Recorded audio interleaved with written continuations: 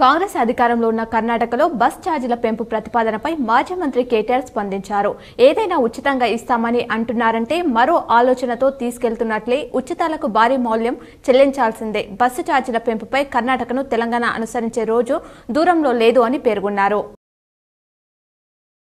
బాన్స్వాడ పట్టణంలోని మాజీ speaker MLA Pocharam Srinivasa Reddy నివాసంలో రాష్ట్ర కమిటీ ఇచ్చిన పిలుపు మేరకు సోమవారం అంగన్వాడీ ఉద్యోగులు ర్యాలీగా తరలివచ్చి ఎమ్మెల్యేకు తమ డిమాండ్లను పరిష్కరించాలని కోరుతూ వినతి పత్రం సమర్పించారు.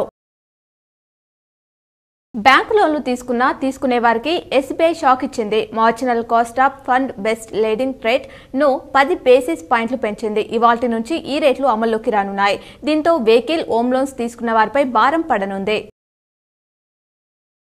ఉత్తర భారతదేశంలో భారీ వర్షాలు కురుస్తున్నాయి. ఉత్తరాఖండ్, హిమాచల్ ప్రదేశ్ లో వరద బీభత్సానికి జాతీయ రహదారులు మూసివేశారు.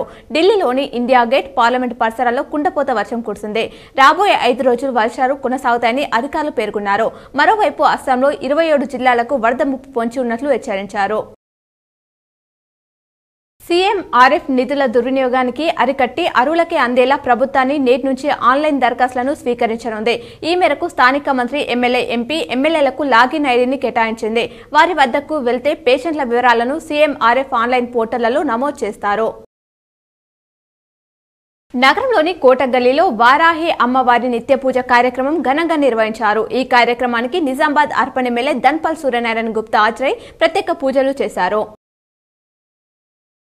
ఆర్మూర్ ఎమ్మెల్యే పైడి రాకేష్ రెడ్డి క్యాంప్ కార్యాలయం ఎదుట అంగన్వాడీ ఉద్యోగులు ధర్నా నిర్వహించారు. తమ సమస్యలు పరిష్కరించాలని విన్నవించారు.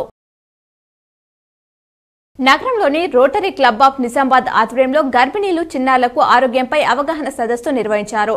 ఈ కార్యక్రమానికి డిఎంహెచ్ఓ డాక్టర్ తుకారాం రాథోడ్, ప్రముఖుల పిల్లల వైద్యుడు హరికృష్ణ హాజరై పలు సూచనలు చేశారు. నగరంలోని ఆర్మూర్ రోడ్లో గల శ్రీ లక్ష్మీ కళ్యాణ మండపంలో రెడ్డి మహిళా సంఘం ఏర్పాటైంది. ఈ కార్యక్రమానికి మహిళా ప్రముఖులు హాజరై మాట్లాడుతూ వివాహాలు నిరాడంబరంగా జరపాలని సూచించారు.